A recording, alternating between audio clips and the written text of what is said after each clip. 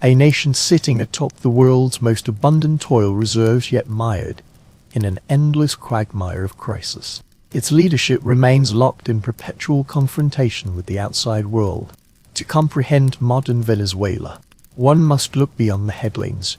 This narrative stretches back millennia before presidents or oil wells existed to the land's indigenous peoples. It traces a recurring cycle for an exploitation, power concentration, sudden wealth, and fragile institutions, from Spanish conquest and colonial rule, through Simon Bolivar's independence struggle, to strongman coups and oil-fueled republics.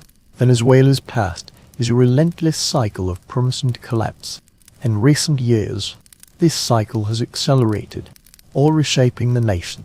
Democracy ebbing and flowing, politics morphing into a winner-takes-all contest.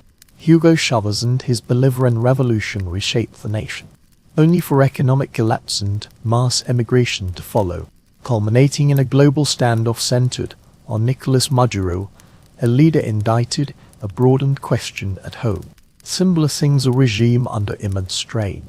We shall trace Venezuela's complete trajectory from prehistoric societies to colonial plunder, from independence struggles to oil prosperity, from democratic dawns to systemic crises. This is not to explain a single regime, but to address a deeper question: why does power here perpetually concentrate, disintegrate, and crucial? The earliest footprints on this land date back to 1500 BC. Archaeologists have uncovered stone points, scrapers, and bone tools in the western and northern regions, confirming early human presence. These small minor-scale tribes migrated seasonally along water sources and game, hunting large mammals, fishing rivers during dry spells, and gathering palm fruits and tubers. As glacial behemoths vanished and climate stabilized, tool diversity expanded. Barbed fish hooks enhanced fishing efficiency, while plant miners processing stone tools emerged, signaling richer diets and more settled rhythms. As mobility decreased, humans established fixed migration routes, returning to preferred habitats to construct reusable shelters and store tools for the next season. This shift spurred agricultural experimentation. People mastered soil drainage and water retention properties, beginning to cultivate cassava, maize, and legumes. Pottery emerged successively, initially as rudimentary cooking vessels, later evolving into containers for storing grains and paste miners-like foods. Settlements expanded and became more permanent. Mound miners, like shell midden sites, indicate a shift from temporary counts to semi-minus sedentary existence, with the med by planting, harvesting, and fishing seasons.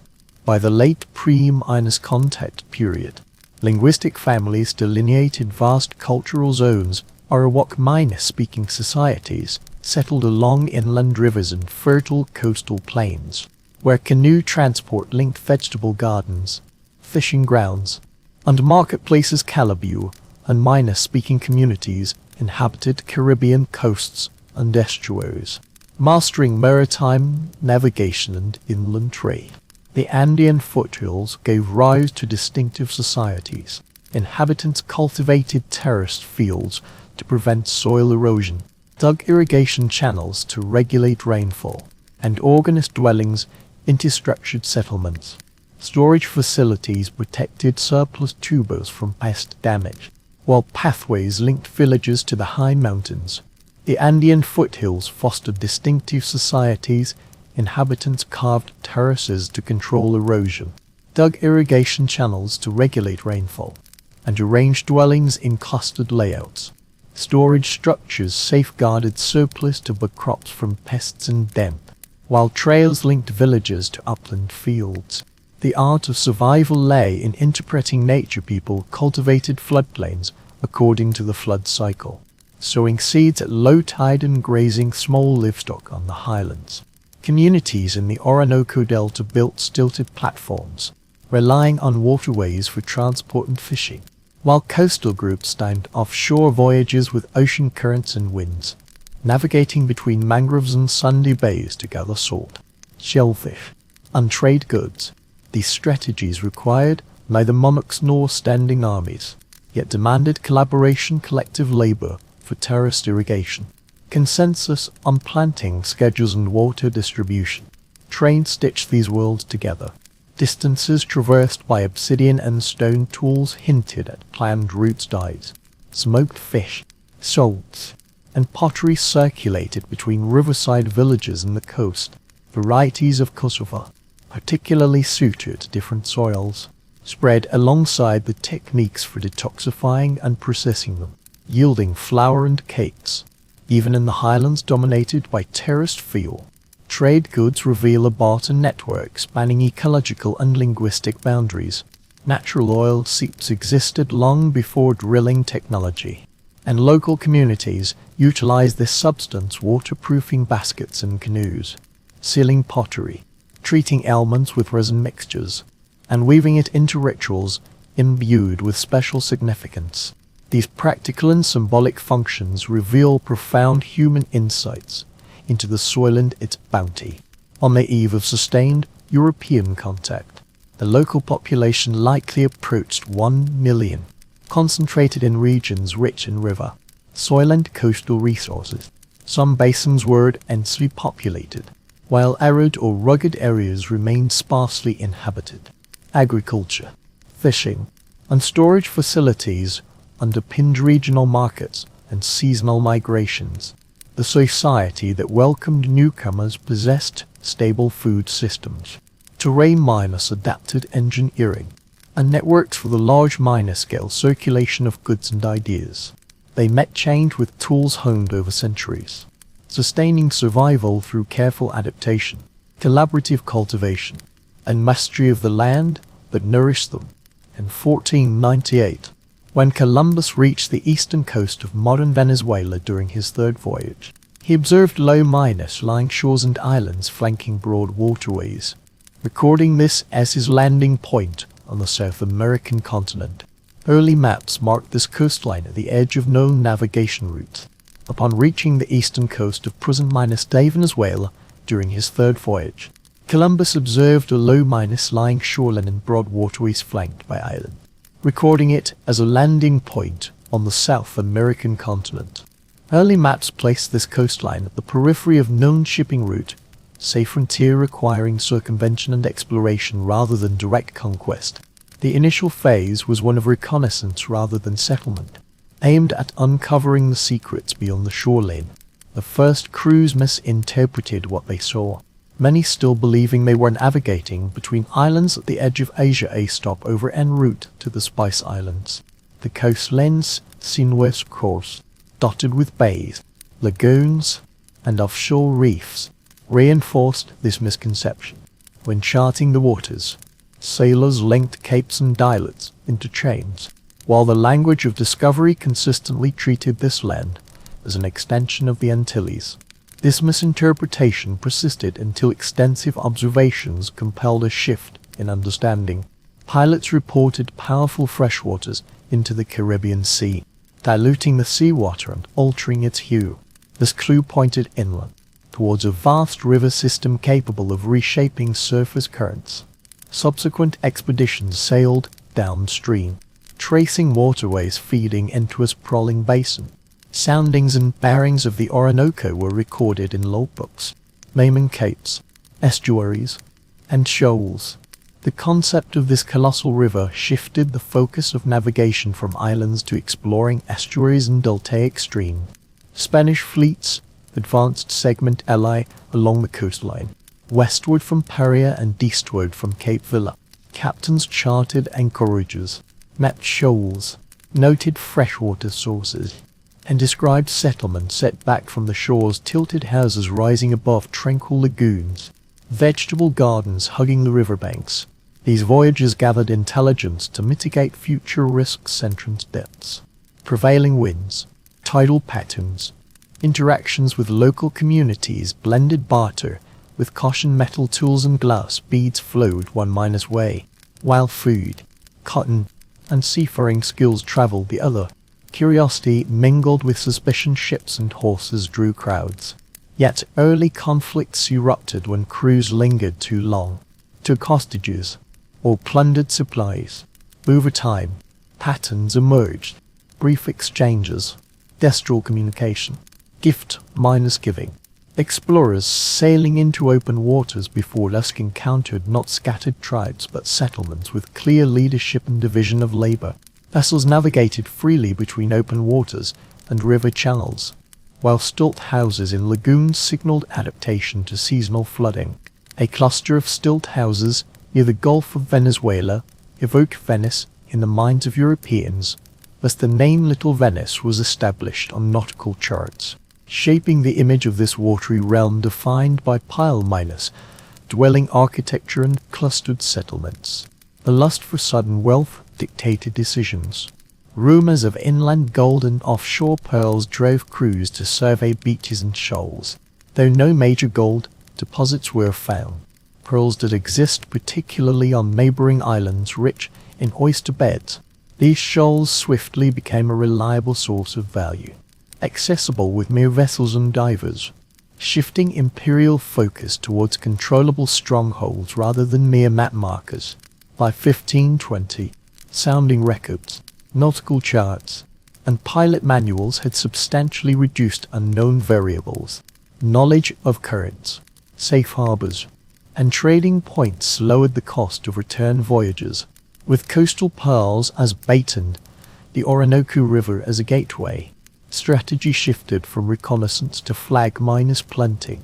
Records of early voyages transformed interest into intent, making permanent conquest no longer a question but a schedule.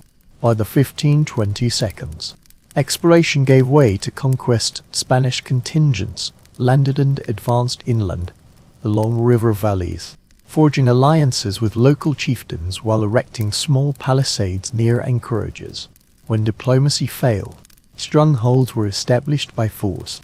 Captains sought access routes to secure granaries, labor, and pearls, deploying garrisons between coastal and inland passages.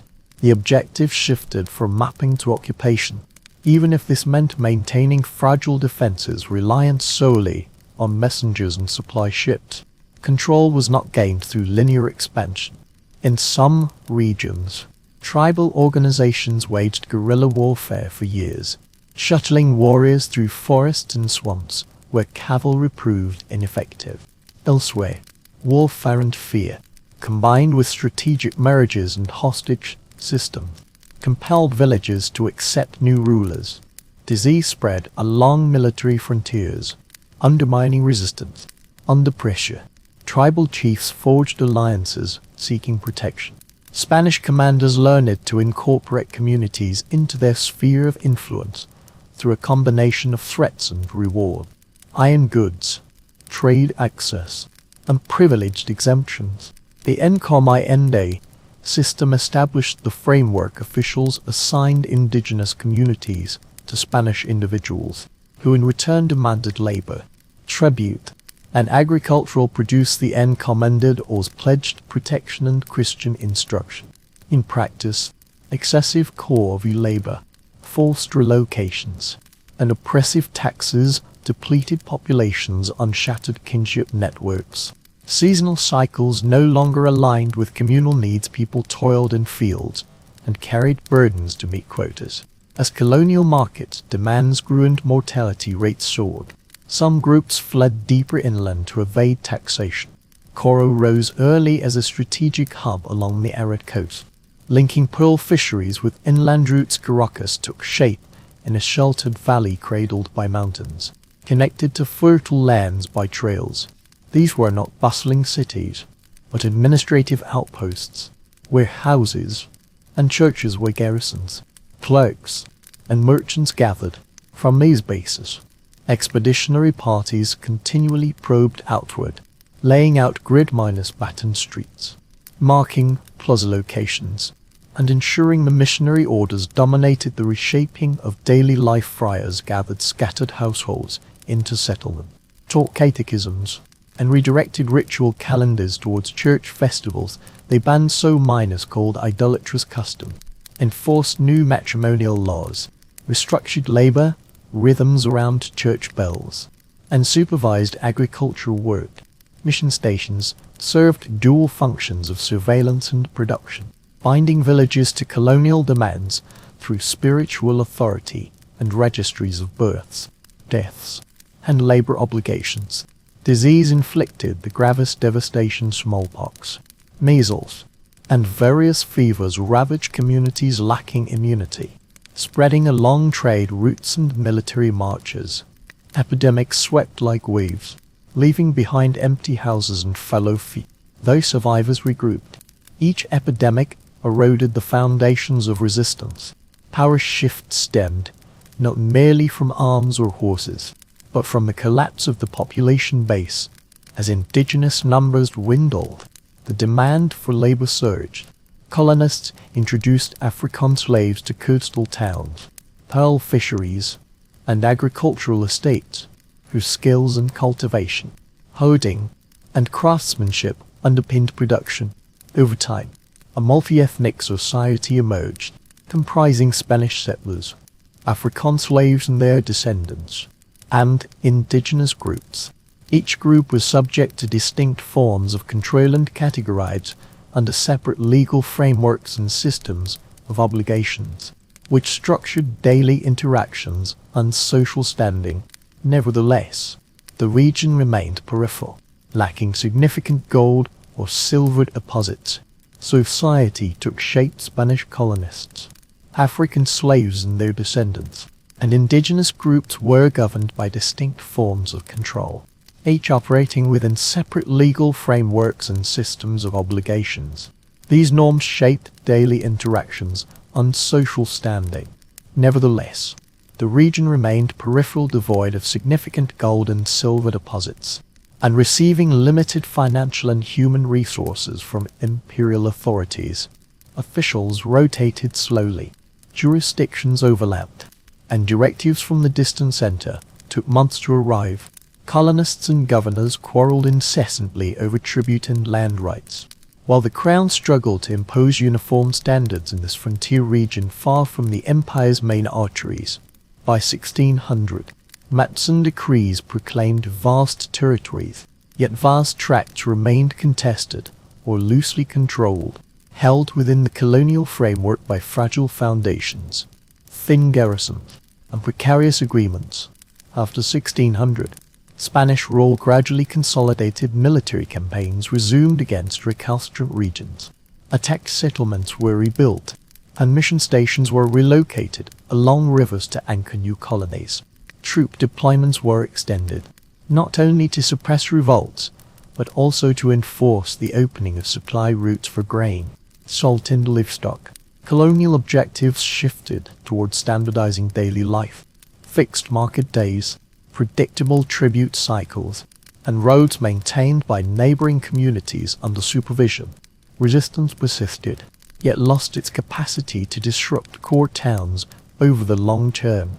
Colonial towns expanded their influence through networks of dependencies. Councils in Caracas, Valencia, and Barquisimeto dispatched officials deep into rural settlements to mediate water rights disputes and adjudicate ranch boundaries.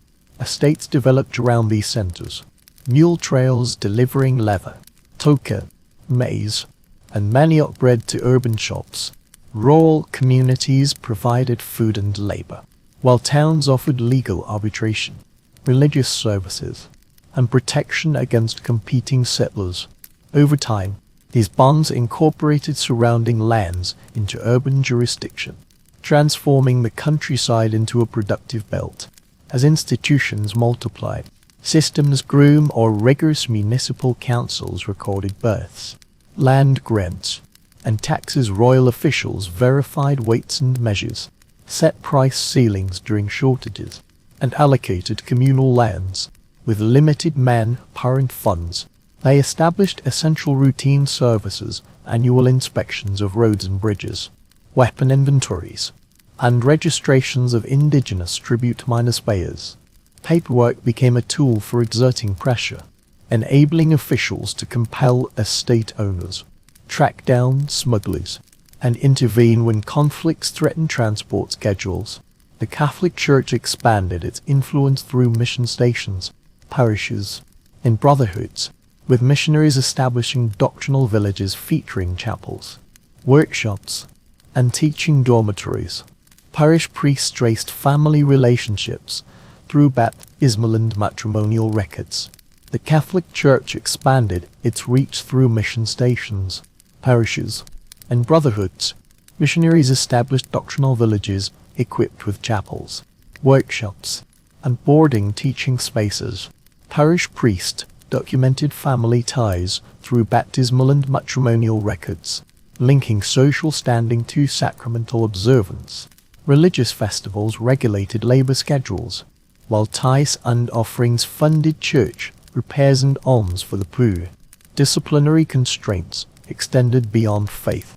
Leaders mediated disputes, enforced Sunday rest, and punished neglect of communal duties. Indigenous communities increasingly felt oppressed by this order. Authorities concentrated households in reduced areas near mission centers to facilitate official headcounts and task allocation. Traditional land ownership was supplanted by land grants, easements, and boundary markers decreed by outsiders. Collective crop rotation along fields and riverside desks gave way to compulsory labor days at manorial workshops. Rituals and language persisted yet faced surveillance and diminished scope. Flight into forests or remote grasslands persisted, though each return intensified administrative oversight. Through intermarriage, coercion, and close proximity, family units transcending legal boundaries emerged, comprising European colonists, indigenous peoples, free Africans, and slaves. These bonds forged a multi-minor steered social order where status was determined by bloodline, occupation, and patronage. Militia service, guild membership, and ecclesiastical patronage opened doors for some, while others remained bound for life to manorial labor or urban service. The hierarchy's margins proved flexible, yet its apex remained immovable. The economy remained locally scaled. Households cultivated systems crops, selling surplus to town markets or bartering for tools and cloth. Herds expanded across the plains, supplying hides and tallow. Cocoa cultivation spread along suitable river valleys, yet precious metal mining remained negligible. Smuggling and small minor-scale coastal trade supplemented income, yet livelihoods remained chiefly self-sufficient and reliant on regional exchange. External threats kept the coast heavily guarded. Privateers tested defenses, for unmerchants traded clandestinely, and sporadic raids necessitated fortification repairs and routine patrols.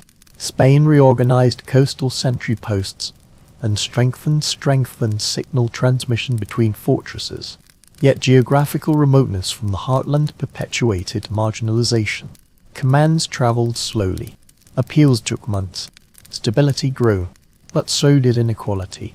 By 1700, colonial rule had become established, even as living space outside the urban and ecclesiastical core continued to shrink. The 18th century brought gradual yet persistent transformations in livelihoods. Households still practiced subsistence farming, yet more land shifted towards crops destined for Atlantic markets. Roads and mill trains linked valleys to ports, while merchant ships sailed according to the escort fleet schedule. Local markets evolved into procurement centers, with brokers extending credit, binding plantation owners to future harvests. This expanding network integrated coastal regions and adjacent river valleys into a rhythm governed by ships, customs, and overseas demand. Cocoa became the primary credential to these market streets, thriving in damp soils shaded by tall canopy species, pods shielded from scorching sun and fierce wind. Estates divided orchards into orderly blocks, their spacing designed for precise pruning and effortless harvesting. Workers fermented pods in wooden crates. Sun miners dried them in courtyards, then packed them into burlaps excised for mule transport. Shipments sailed to Europe through regulated channels, where quality standards hinged on color, size, and dryness, while prices tracked Caribbean basin supply. Plantation yields depended on forced labor, with enslaved Africans arriving via coastal trading ports and being sent directly to orchard, livestock stations, and small sugar mills. They brought agricultural knowledge, metalworking, and seafaring skills, which plantation owners adapted to local needs. Daily activities followed a strict timetable, with clearing, pruning, pod cutting, and bean processing carried out under overseer supervision. Despite sales and transfers, family bonds persisted, with religious brotherhoods providing spaces for solidarity. Escapes from remote estates and into inland regions compelled plantation owners to patrol boundaries and coordinate armed pursuits with local authorities. Social standing was determined by birth and law. Spanish minus-born elites, monopolist official post, trading licenses, and prime land native minus-born whites accumulated wealth through marriage alliances and judicious investment in plantations and shipping, or the mixed minus race population dominated urban commerce.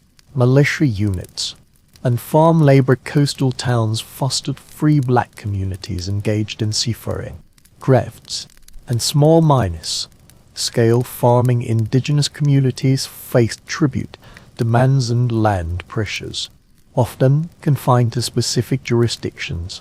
Slaves bore the heaviest burden, their freedom of movement and rights defined by masters and contract law.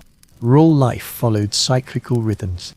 Smallholders cultivated cocoa or coffee alongside maize and cassava, raised pigs and chickens, exchanging surplus grain for tools, coarse cloth, and salt.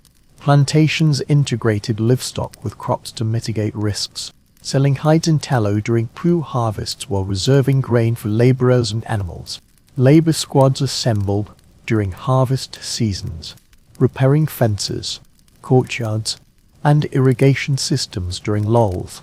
Hurricanes, pests, and price fluctuations could wipe out an entire season's toil. Loopholes in Spanish trade regulations were exploited by outsiders.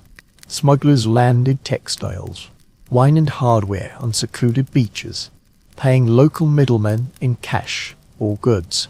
Plantation owners exploited these channels to circumvent shortages and inflated official prices, while officials oscillated between crackdowns and tacit acquiescence. This grey market sustained the estates, fostering loyalty grounded in pragmatism rather than patriotism. As profits grew, local elites tightened their grip on land, labor contracts, and transport routes, investing in churches, schools, and municipal works to signal status and consolidate influence.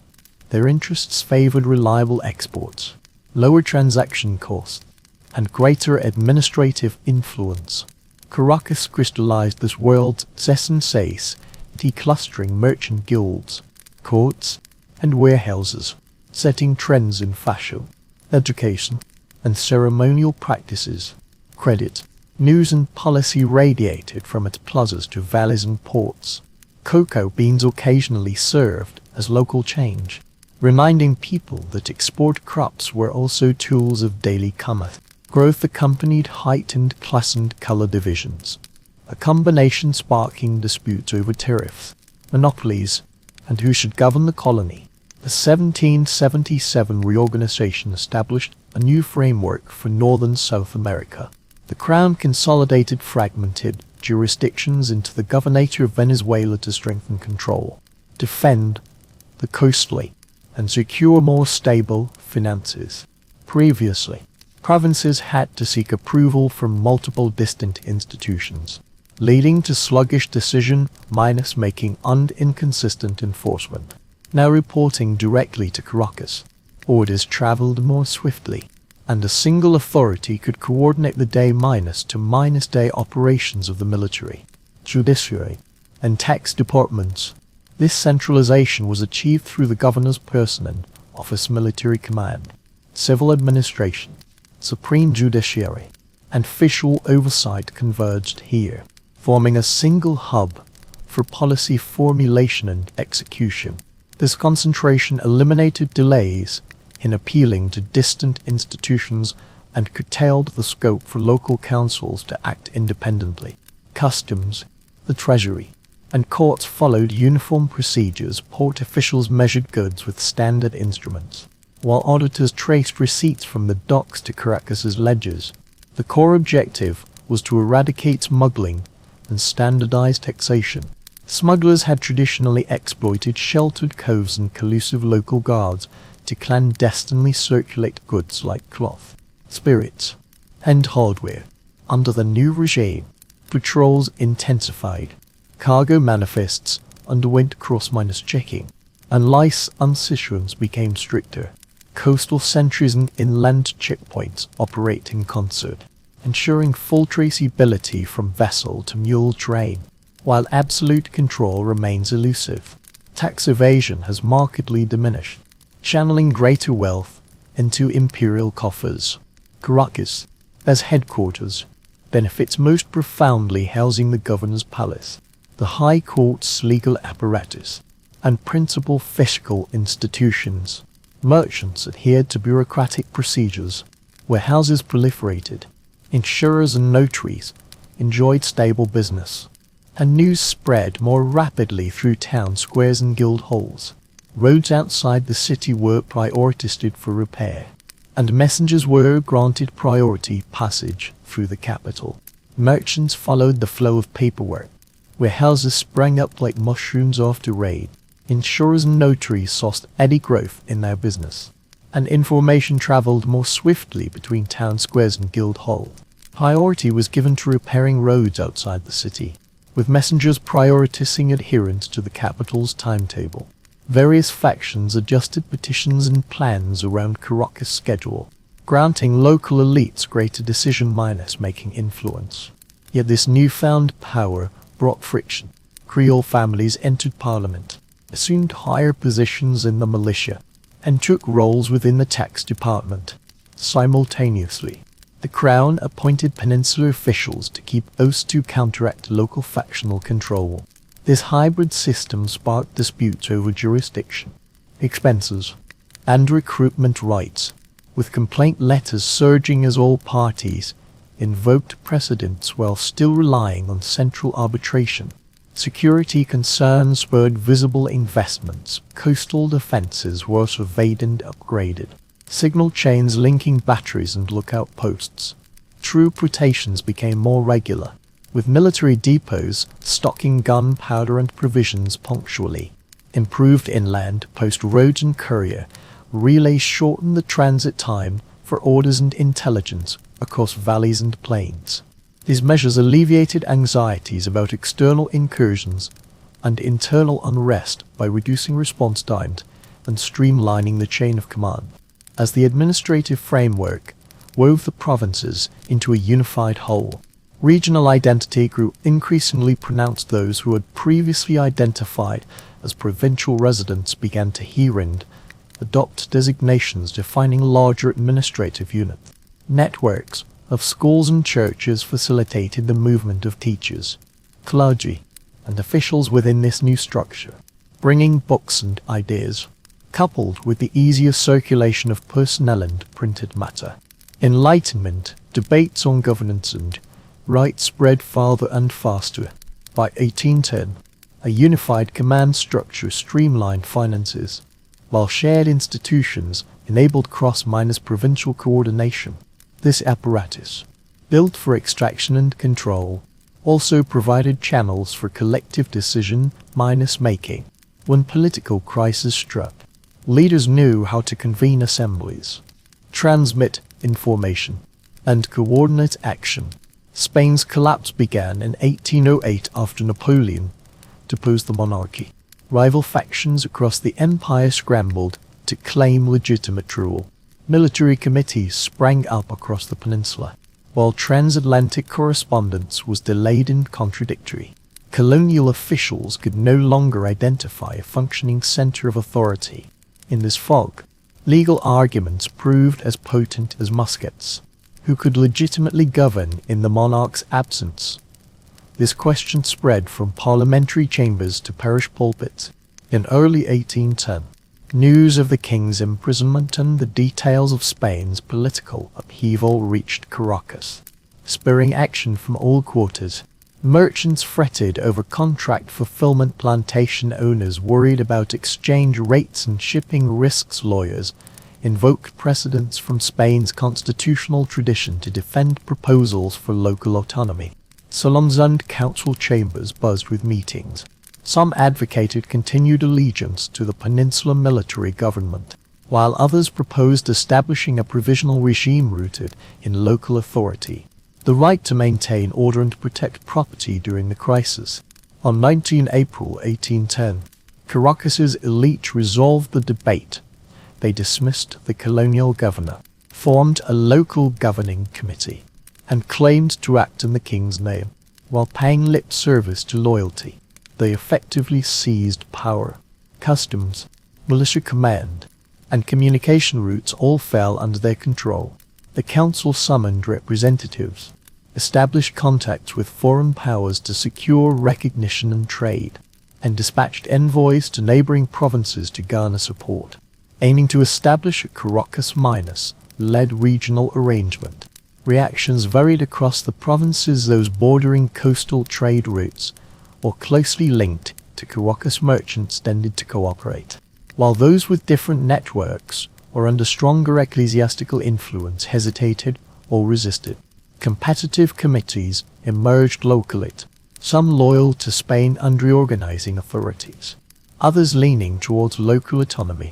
Petition, counter, miners' petitions, and declarations traveled along mule tracks, transforming political theory into tangible, territorial demarcations between towns. Political clubs and reading societies in the capital deepened the agenda, with new leaders emerging from law firms, militia units, and merchant families. Pamphlets were drafted proclaiming that, in the absence of the legitimate monarch, power derived from the people. Their arguments drew upon natural law and social contract thought, incorporating recent Spanish debates on sovereignty. This was not a call for radical redistribution of social wealth, but rather a claim to legitimate authority for local governance and external negotiations. Social fractures deepened when royalist strongholds challenged Caracas initiatives. Some parish clergy warned against rebellion, while others blessed the new authorities. Militia loyalties fractured along family ties, commercial interests, and local rivalries, as the rival parliament ordered competing taxes and mobilized troops. Civil war loomed. Economic pressures mounted. Shipping disruptions, price volatility, and fears of commercial isolation made cautious plantation owners wary of the transition.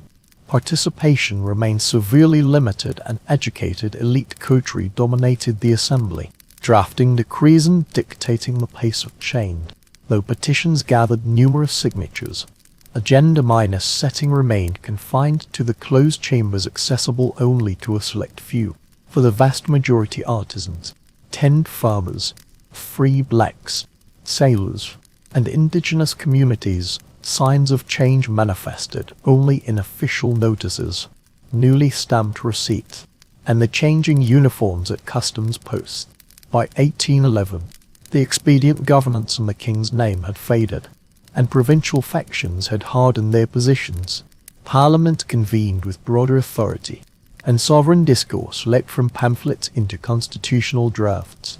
The political vacuum evolved into a contest for territorial sovereignty, with factions racing to raise funds and assemble militias. The logic of transitional governance under the king's name had disintegrated. Local factional camps solidified. Parliament convened with expanded mandate, and sovereign discourse leapt from pamphlets into constitutional blueprints. The political vacuum morphed into a contest for territorial authority. Factions scrambled to raise funds, form militias, and draft legal framework, laying foundations for the next phase.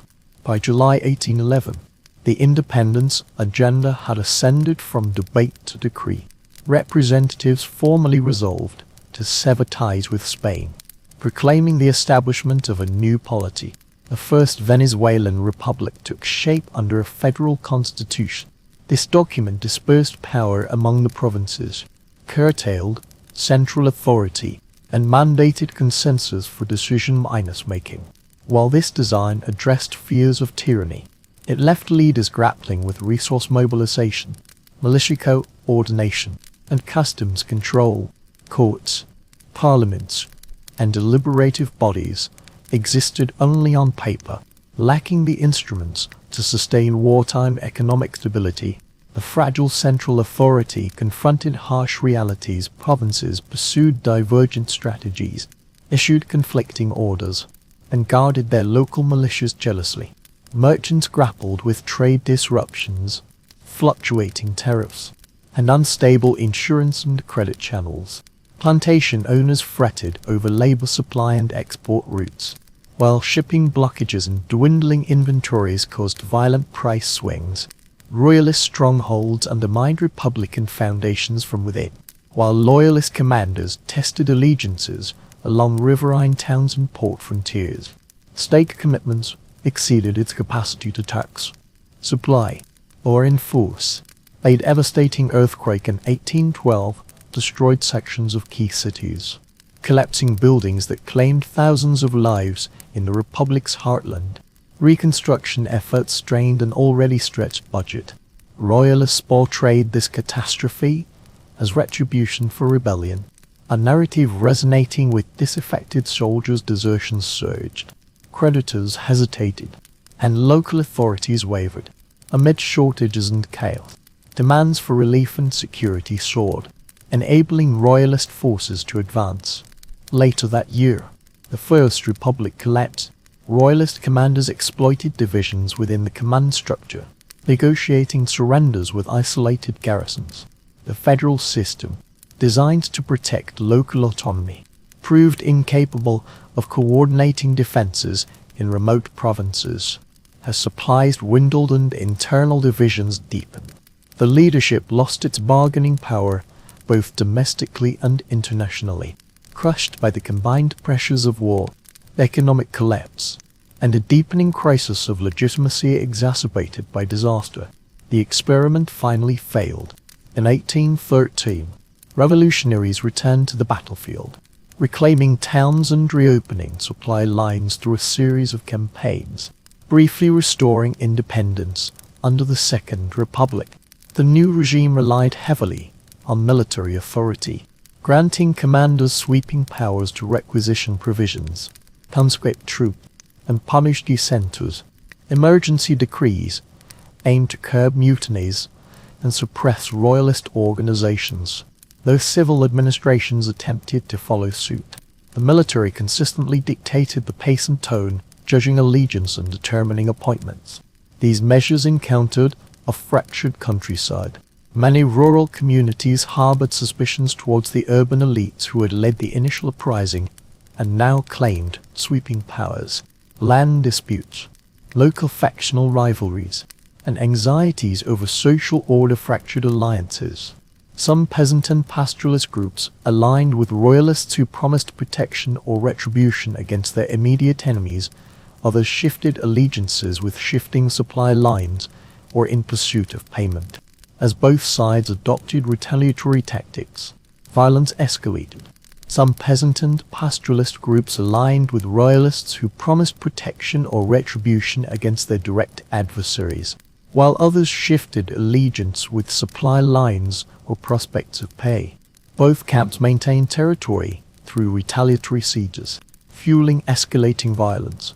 The Civil War reduced the independence struggle to a shifting frontline, with towns changing hands alongside shifting loyalties, trade collapsing, crops left unharvested, and refugees flooding into safe zones.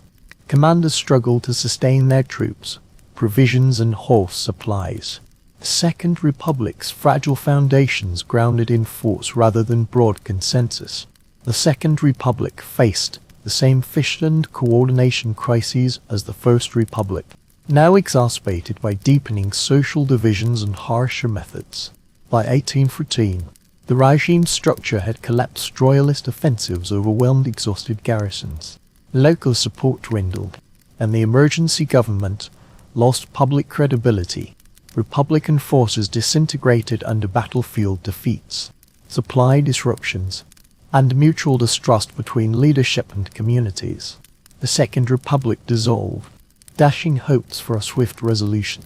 What remained was a core band of fighters and a scattered network of supporters, plotting reconstruction amidst the flames of neighborly strife. Failure did not end the cause, it compelled leaders to reassess abroad. Exiles gathered in secure harbors and islands, amassing supplies and studying the former republic's missteps. They abandoned decentralized autonomy in favor of a resilient strategy, rebuilding strength incrementally to launch surprise assaults where royalist defenses were weakened. These councils forged consensus on command structures, logistics, and Dreamy as sentry routes, establishing timetables synchronized with seasonal migrations. As warriors returned to the field, warfare transformed across plains and rivers, no longer confined within city walls. It became a protracted campaign penetrating villages, pastures, and riverside towns. New recruits included rural horsemen familiar with the plains, freedmen of color seeking advancement reward, and men escaping servitude who hoped military service would carve out a new path. The armies required provisions, mounts, and guides, prompting quartermasters to forge networks with herders, smallholders, and merchants, those who could still transport supplies under pressure. Centralized authority overcame the old Confederation's weaknesses, as commanders formed brigades under unified command. These units could gather battlefield reports and deploy troops across regions without awaiting local approvals. Officers standardized training protocols, reorganized cavalry and infantry systems, and mapped supply stations along river crossings. This framework enabled swifter troop concentration, more coordinated fights, and synchronized operations across distant columns through reliable couriers. Overseas support made the resumption of hostilities possible. Ports beyond Spanish control became bases for recruitment, organization, and embarkation. Volunteers with military experience arrived to train artillery and drill infantry, while weapons and supplies were procured through credit guarantees from sympathetic merchants. Though these resources did not eliminate risk, they shortened the interval between planning and action, aiding the recapture of coastal strongholds that could sustain the supply lines for inland advances. Guerrilla tactics wore down the royalists in the heartland. Small units harassed supply convoys, severed river communications, and forced garrisons to defend their fortified positions on the plains. Mobile cavalry exploited shallow fords and hidden paths to outflank regular troops, raiding their supply trains and livestock. Each raid cost the royalists time and provisions, while accumulated victories saw effectors steadily erode the local alliances. Command structures grew increasingly centralized, with troops deployed like cogs in a vast machine. Staff officers mapped terrain, tracked supplies, and rehearsed operational plans involving bridge minus building, flanking movements, and retreats.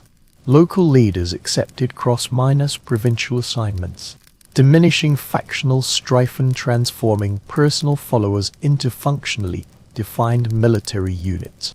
The independence movement thus evolved from scattered local uprisings into a unified campaign across the entire theater of war. By 1821, the strategic focus shifted to defeating the royalist main field army.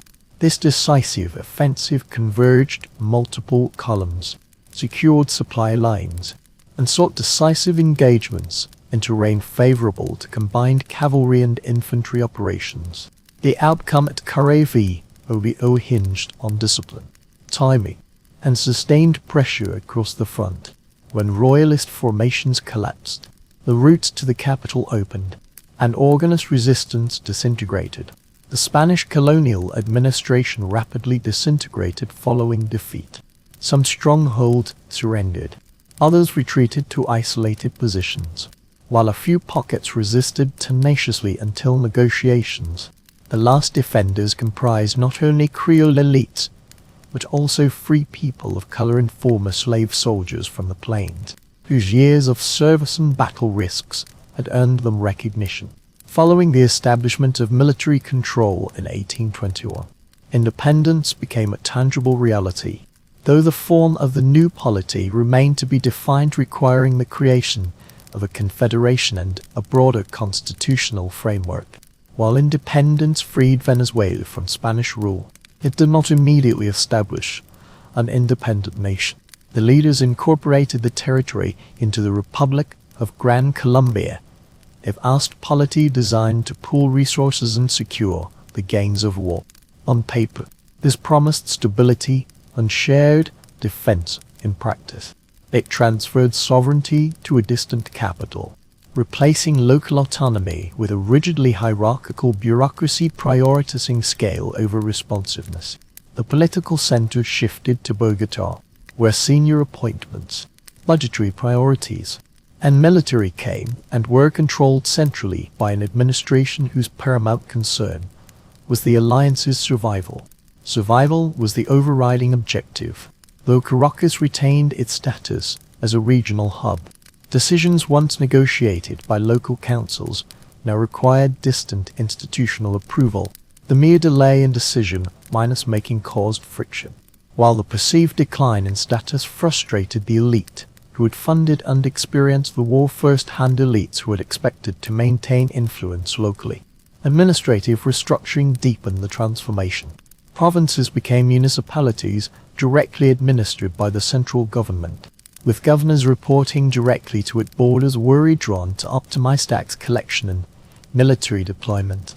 Local councils retained limited functions handling minor market disputes and public works, but core policy levers had shifted upwards. Judges invoked new codes, treasurers followed standardized ledgers, and military districts now encompassed civil jurisdictions to expedite conscription and logistics. The economy struggled to rebuild after years of devastation, with roads, factories, and livestock in urgent need of restoration. While the federal government demanded official revenues and manpower, customs sought stable income from exports yet to recover, and creditors pressed for repayment of wartime loans. Plantation owners faced labor shortages, damaged estates, and price volatility, while merchants attempted to restart long-distance trade routes. Encountering bottlenecks at ports and customs, planning proceeded on the assumption that shared sacrifice would cement the federation.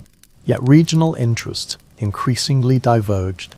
Leaders in Venezuela's central cities, such as Caracas, advocated a looser federal structure to accommodate local markets and social dynamics. The central government, however, pushed for a strengthened federation to counter external threats and internal divisions. Official debates highlighted this divide: should customs revenues from Venezuelan ports prioritize local reconstruction or feed into a common treasury? With civilian institutions weakened post-war, military figures acted as arbiters. Commanders mediated disputes, maintained order in tense towns, and sometimes disregarded civil directives deemed impractical. Their assertive role reflected the fragility of an unstable bureaucracy and court system. This power equilibrium spawned a cycle of protest and repression, perpetuating political instability. Crises followed in quick succession. Demands for autonomy devolved into tax boycotts. Local uprisings tested central authority, and constitutional proposals founded on the same issues of finance, conscription, and jurisdiction. Each conflict laid bare the federation's fragility when trust was scarce and resources meager. Many ordinary Venezuelans viewed the Union as mere window-dressing for remote rule. New postage stamps and uniforms replaced the old, yet decrees still arrived from afar, and obedience still meant paying taxes, serving in the military, and waiting. By the late 1822s, accumulated grievances over money, honor, and command made separation seem less a rupture than a relief, more a deliverance than a rupture. The 1830 Declaration of Independence arrived with a fundamental promise: a sovereign republic rooted in Caracas, where a new constitution and Administrative institutions would respond to local needs rather than a distant capital. The Constitution clearly delineated government departments, defined executive powers, and established provincial management rules. Officials reactivated customs with new seals, audited revenue, and sought to reorganize escorts and militias under national command. Flags changed, titles shifted, and administrative divisions transformed from provinces to states, aligning with a new legal framework. The new nation bore a heavy burden. Decades of warfare had depleted the treasury, destroyed bridges and mills, and scattered livestock. In many towns, widows and orphans outnumbered able-bodied laborers. Roads urgently required repair. River crossings needed ferries. Yet the government lacked both funds and tools for large-scale construction. Merchants provided high-interest loans for small-scale transactions, while tax collectors struggled to maintain stable revenues during sluggish exports, with smuggling offering quicker returns. Day-to-day governance resembled patching holes rather than implementing major reforms. In early politics, commanders who had supplied troops during the war often retained their networks and wielded them as bargaining chips. Governors deferred to officers who could muster cavalry at a moment's notice. Civil servants drafted legal codes, yet enforcement rested with military men, beholden to patrons rather than procedure. Pensions, land grants, and tax exemptions circulated through relationships forged in barracks and on the march, a logic permeating cabinet decisions and provincial appointments. Stabilization efforts focused on viable constitutions, a more centralized bureaucracy, and export-led recovery.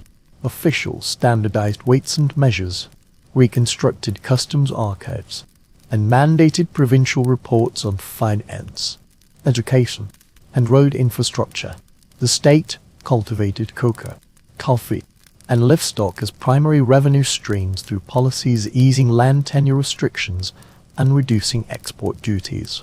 The state established cocoa, coffee, and livestock as primary revenue streams through policies simplifying land title registration and reducing export duties. Surveyors demarcated boundaries, registries recorded property transfers, and notaries processed harvest-linked mortgages. Regional disparities persistently shaped development. Coastal valleys demanded port investment and customs acceleration, while plains towns sought road funding and reinforced rural policing to safeguard livestock transport. Mountainous regions urgently demand irrigation projects and land conservation. Provincial assemblies fiercely defend privileges, obstruct competing initiatives, and lobby for exemptions. While the capital sets objectives, provinces respond with conditions. Political participation remains narrow. Parliamentary and judicial seats are occupied by large landowners, business leaders, and networked professionals. Literacy thresholds, property qualifications, and indirect election rules filtered candidates. Most elections proceeded through electors selected by local notable, confining decision-making to a small circle. Urban artisans, smallholders, free black communities, and indigenous groups wielded scant influence over policy beyond petitions and patronage. The economy was excessively reliant on exports, its fate tied to foreign prices and freight rates. A bountiful harvest meeting favorable markets could balance the books, yet pests, hurricanes, or price collapses could bankrupt plantations and empty the treasury. Exchange rate fluctuations complicated debt repayment, while production expansion increased demand for imported tools, textile, and ironware.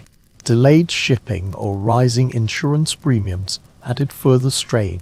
This cycle favored estates with access to credit, while smallholders and laborers bore the brunt of cutbacks. Former comrades in arms became adversaries in peacetime, with military loyalties becoming increasingly entrenched. Old grievances over command, authority, and pay resurfaced, escalating into disputes over legislation and appointments. Cabinet coalitions formed and collapsed repeatedly, with some provinces threatening to withhold official revenues during standoffs. Though the government weathered these shocks, each crisis deepened the scars in central minus periphery relations. By the late 1840s, the Republic had established a legal framework, administrative apparatus, and export engine, yet its foundations remained fragile, marked by uneven power distribution, narrow representation, and volatile markets. Persistent pressures and unresolved contradictions set the stage for renewed conflict. After 1848, the situation deteriorated further.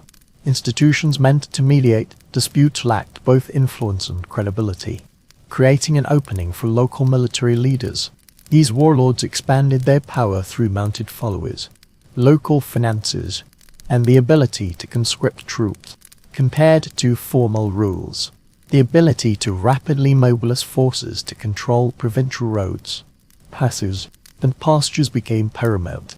Frequent regime changes saw officials seeking support from armed patrons rather than relying on court rulings or legislative majorities. Personal loyalty and military force became the fundamental currency. Leaders exchanged security, guarantees, tax exemptions, or land allocations for allegiance. When alliances dissolved, uprisings followed in succession. Edicts from short-lived cabinets held sway over mere pockets of territory, while rival commanders in the countryside raised banners, intercepted caravans, and severed communications. Provinces became fortified enclaves. National politics resembling a shifting front line, where the most powerful patron each month dictated policy. Civil strife engulfed farms and ranches, crops went unharvested, livestock scattered, credit dried up. Lenders had factored in the risk of roads and ports closing at any moment. Families sent sons to opposing militias as a hedge, hoping at least one network might safeguard their crops. As coins grew scarce and transport stalled, local markets shrank to barter. The costs were cumulative. Burned bridges remained unrepaired the following year. Skilled laborers ruptured in the largest uprising of 1859, which raged for years. The federal war swept through the provinces under slogans of self-governance, equality before the law, and ending the tyranny of vested interests. Conflict spread from valleys to plains, claiming tens of thousands of lives.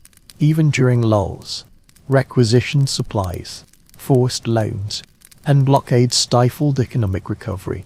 When gunfire finally ceased, the peace treaty failed to satisfy widespread grievances.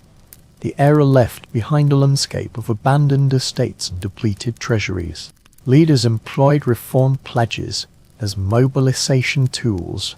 Land redistribution, debt relief, or tax reduction schemes stirred rural populations, yet victory often concentrated power further within the victorious faction.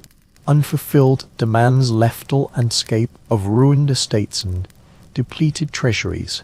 Throughout this era, leaders wielded reform pledges as mobilization tools. Land redistribution, debt forgiveness, or tax reduction schemes stirred rural populations, yet victory invariably concentrated power within the victorious faction's commanders and their supporters.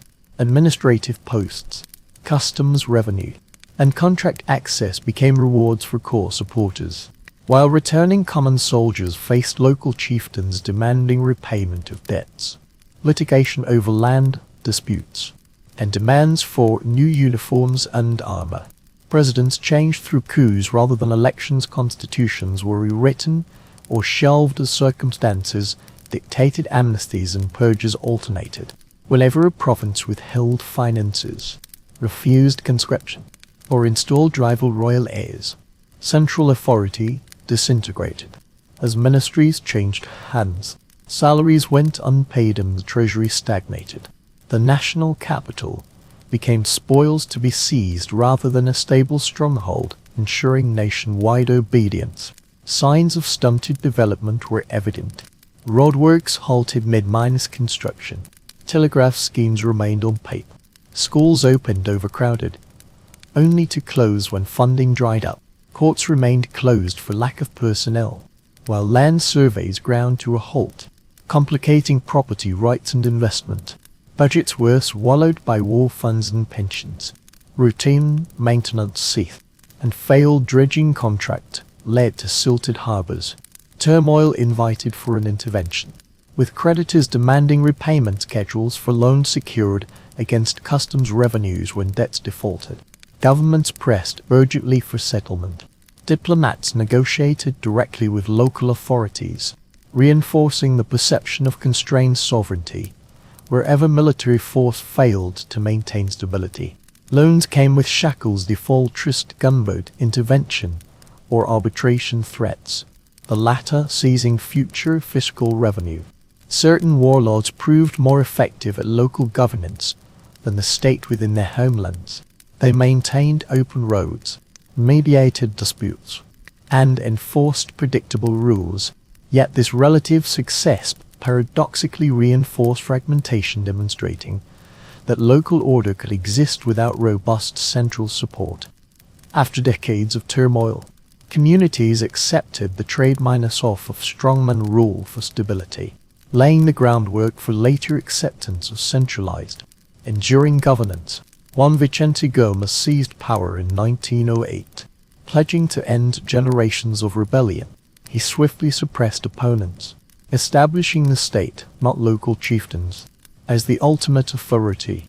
Governors who had relied on private armies faced audits, transfers, or imprisonment. Local finances came under central oversight, and customs posts that once replenished provincial military coffers now remitted directly to the capital.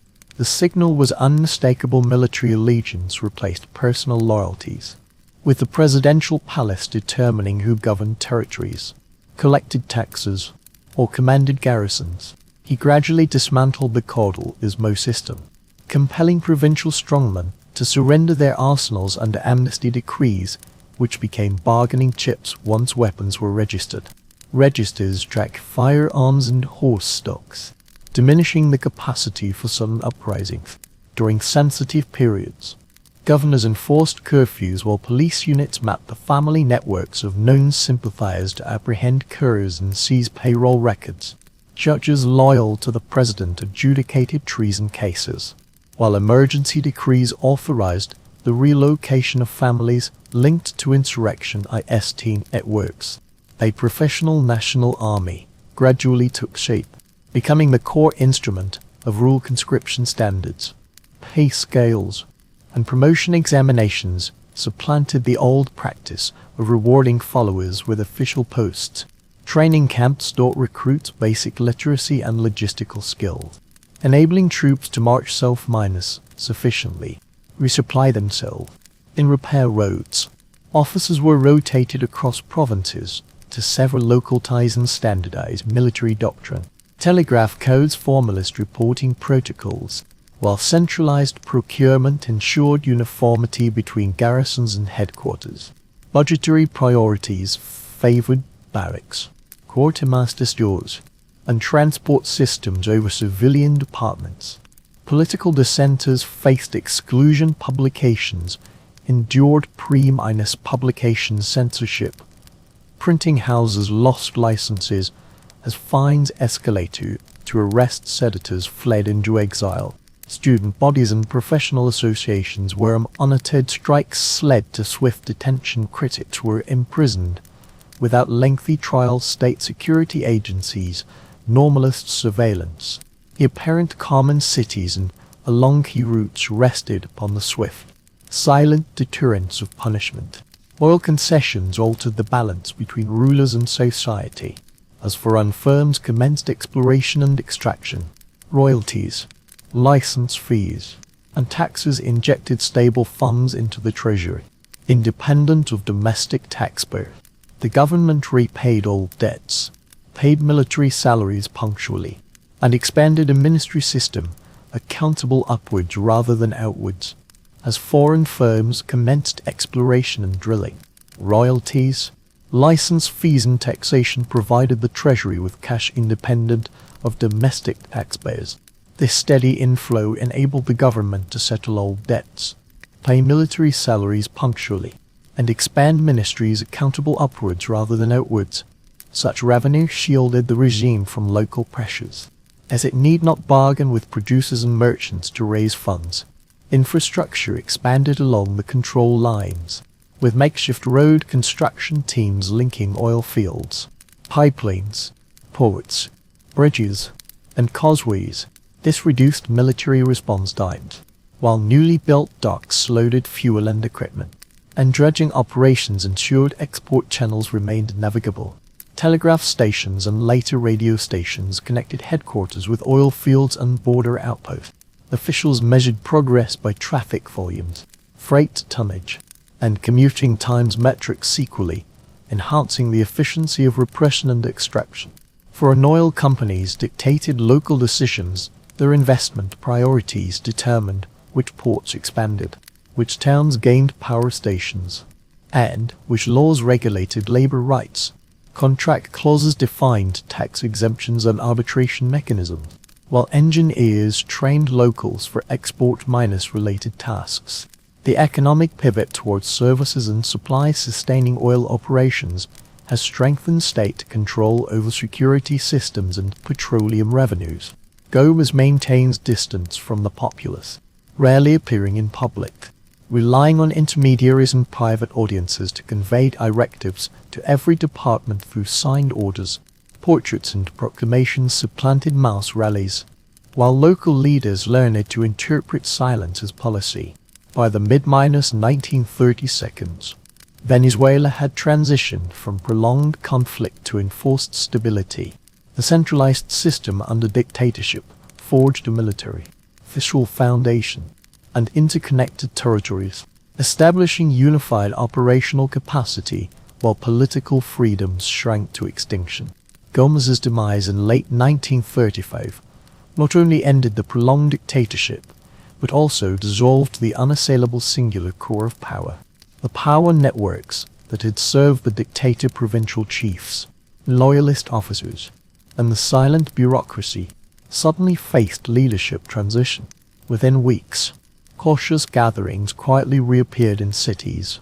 Newspapers tested new boundaries, and exiles watched closely for signs of an opening to return. The state apparatus shifted from personal dictate to impersonal operation, yet still required precise calibration. New officials gradually eased controls in a measured manner. Association permits were granted conditionally.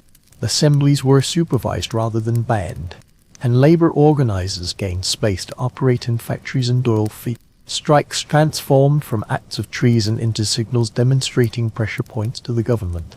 Police forces transitioned from pure repression to surveillance and negotiation, while retaining the option of force. The result was a controlled release. Political life revived under constant monitoring. Modernization commenced in practical spheres. Budgetary funds flowed into primary education, teacher training, and workers' evening schools, enhancing public health coverage. Public health campaigns targeted malaria and intestinal worms through quarantine, vaccination, and drainage works. Reorganized ministries clarified command structures, adopting standardized forms and auditing expenditure. Engineers mapped roads and waterways, linking production zones to ports and administrative centers. New civil service regulations sought to separate technical posts from party appointment, at least on paper. Legal reforms followed administrative advances. New statutes recognized political party status, established basic rules for trade union registration, and narrowed the scope of prior press censorship. Concurrently, the president retained broad decree powers. Emergency clauses remained flexible, and control over governors and the armed forces persisted, though court procedures became clearer. Robust checks and balances remained elusive. The legal door opened, yet the executive retained the key to lock it at will. Petroleum revenues made these transformations possible. Royalties and license fees replenished the treasury far more substantially than customs duties or domestic taxation. This funding sustained schools, clinics, road construction, and expanding payroll expenditures without establishing a broad tax base. as revenue streams diversified. The Treasury learned to forecast income based on global prices rather than harvest estimates. Budgets grew increasingly complex, becoming ever more reliant on oil well output. Cities expanded, with the countryside continuously supplying labor. New neighborhoods sprawled around refineries, ports, and government offices, while bus routes and cheap lodgings drew migrant workers, now clerks, mechanics, drivers, street vendors, and nursing assistants. Markets pivoted to serve salaried workers paid on time, while informal settlements crept along paved streets. Urban policing and sanitation services struggled to keep pace.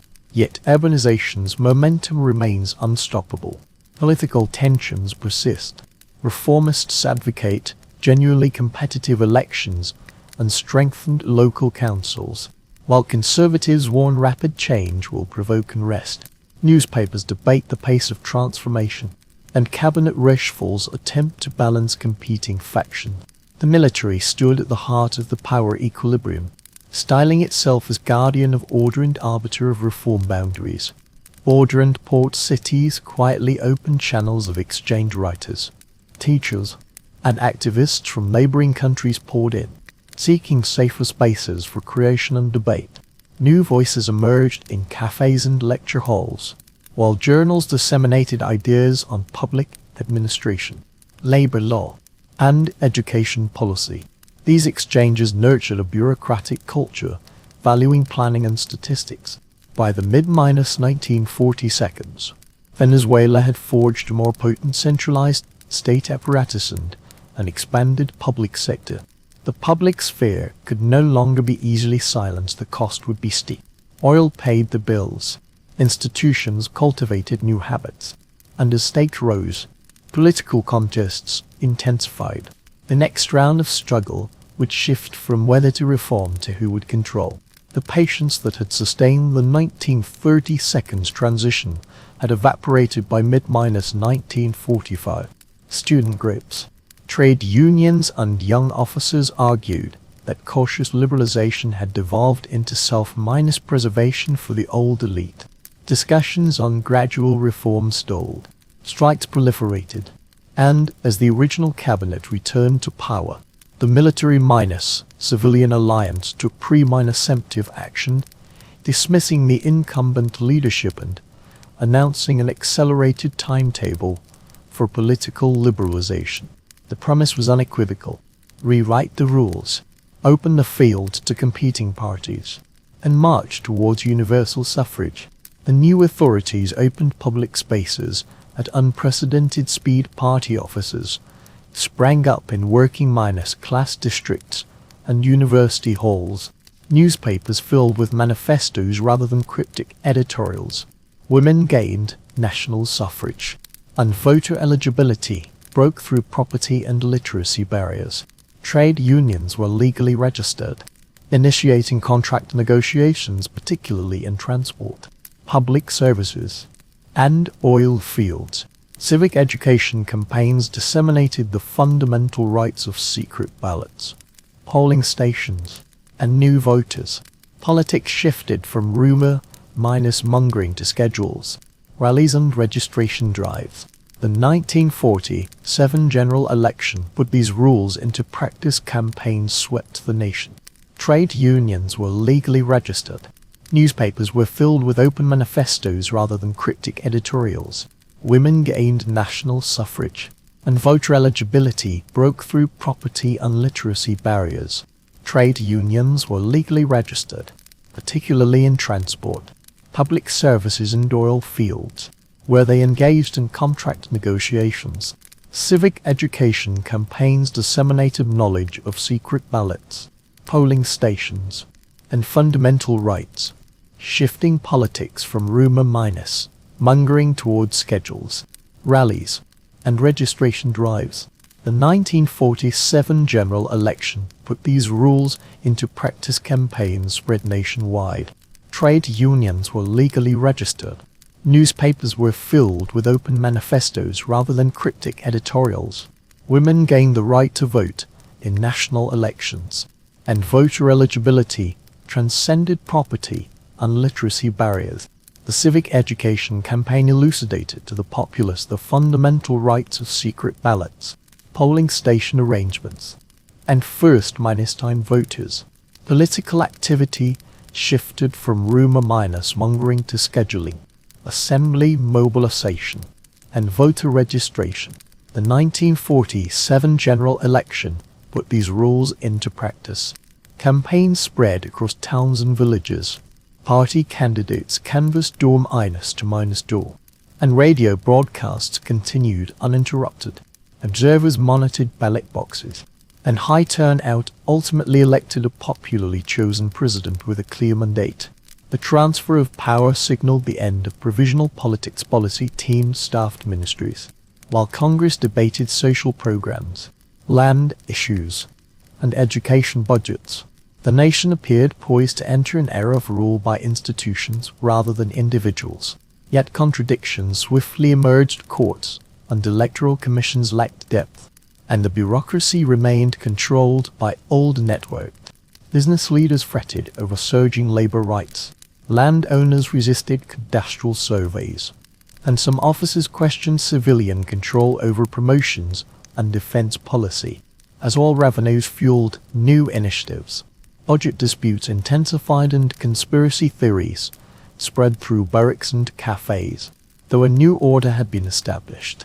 By late 1948, the military returned to the streets. Tanks rolled into the city center, bringing this experiment to an abrupt end. The Constitution was suspended, elected institutions dissolved, publications subjected to prior censorship. Numerous party leaders forced underground or into exile, and trade union officers raided. The Provisional Military Council framed this as restoring stability, shelving the promises of democratic governance. For years thereafter, the military government governed through anti-communist discipline and executive orders. Associations and assemblies were regulated by decree. Intelligence agencies tracked activists, and special courts tried political cases as the political space steadily shrank. As revenues swelled from oil royalties and tax negotiations with foreign operators, the Treasury grew plump, funding highways, ports, housing estates, and government buildings. Tarmac roads linked the interior to the capital and airports. Activists were wrecked, and special courts tried political cases. As political space narrowed, the Treasury swelled from surging oil royalties and taxes negotiated with foreign operators. These revenues funded highways, ports, housing estates, and government buildings.